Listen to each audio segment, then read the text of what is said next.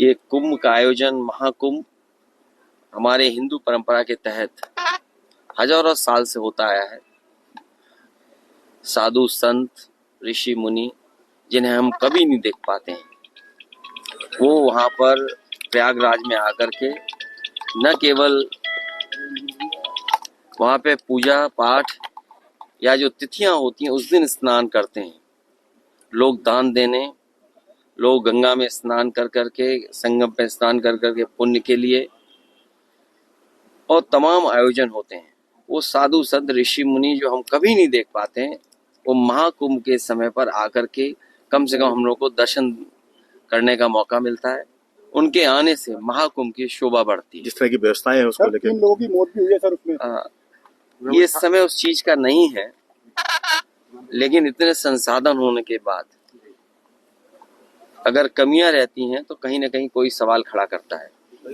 और आज का समय तो ऐसा है कि हर चीज लाइव है, हर चीज दिख रही है, रिकॉर्ड कर रहे हैं लोग।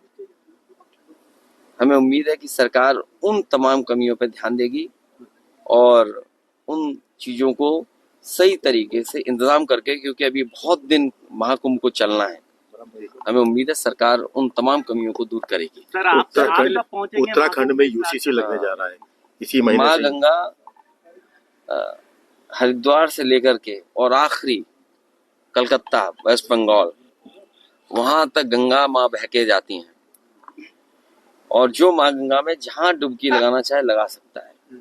हर जगह का अपना महत्व है, समय के हिसाब से, और महत्व हर जगह का अलग अलग तरीके से है।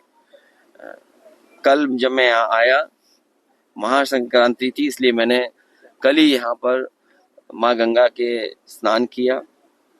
दान की परंपरा है, मैं जरूर दान करूंगा। और संगम कब जाएंगे? जब माँ गंगा बुलाएंगी। अखिलेश जी, यूसीसी लगने जा रहा है उत्तराखंड में, लागू होने जा रहा है, इस महीने से लागू होने की बात। उत्तराखंड पहला राज्य होगा ये यूसीसी लागू करने वाला। यूसीसी लगने से ज्यादा, हालांकि आज के दिन मुझे राजनीति में नहीं बोलना चाहिए, लेकिन यूसीसी से ज्यादा महत्वपूर्ण यह है कि उत्तराखंड और ये प्रदेश जिस समय बना था और जो यहाँ के लोगों ने सपना देखा था कि यहाँ की तरक्की होगी, खुशहाली होगी, और जिस तरीके से और छोटे स्टेट बहुत खुशहाल हुए हैं इंफ्रास्ट्रक्चर के मामले में, वहाँ के लोगों को रोजगार देने के मामले में, कारोबार बढ़ाने के मामले में, और जो उनके दूर दराज इलाके हैं जहाँ पर ये आरोप लगते थे सरकारों पर कि वहां तक विकास नहीं पहुंचता है, गांवों का पलायन रुकेगा। जो बड़े पैमाने पर पलायन होता था वो पलायन रुकेगा।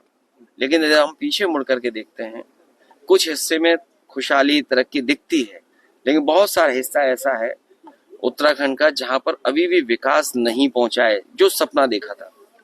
क्योंकि जिस समय एक्ट पास हो रहा था पार्लियामेंट में, सदस्य हम लोग भी थे उस समय पार्लियामेंट के, जिस समय जो स्पीचेस हुई थी, जो बात रखी गई थी सरकार की तरफ से और विपक्ष की तरफ से, उन चीजों को करना जरूरी है। और क्योंकि देश की राजनीति दूसरी दिशा में जा रही है, दूसरी दिशा में ले जाने की कोशिश कर रही है। हमारा जो धर्म है वो सबको अपनाता है। अभी 12 तारीख को हम लोगों ने स्वामी विवेकानंद जी को याद किया। स्वामी विवेकानंद जी की वो स्पीच जो उन्होंने शिकागो में उस समय आयोजन में दी थी, जो स्पीच का सबसे महत्वपूर्ण जो बिंदु थी वो यही थी कि हम उस देश से आते हैं, उस धर्म से हम जुड़े हैं, जिस धर्म ने कोई भी आया उसको अपना लिया। और हमारा धर्म हमें यूनिवर्सल एक्सेप्टेंस सिखाता है और वहीं हमें टॉलरेंस सिखाता है।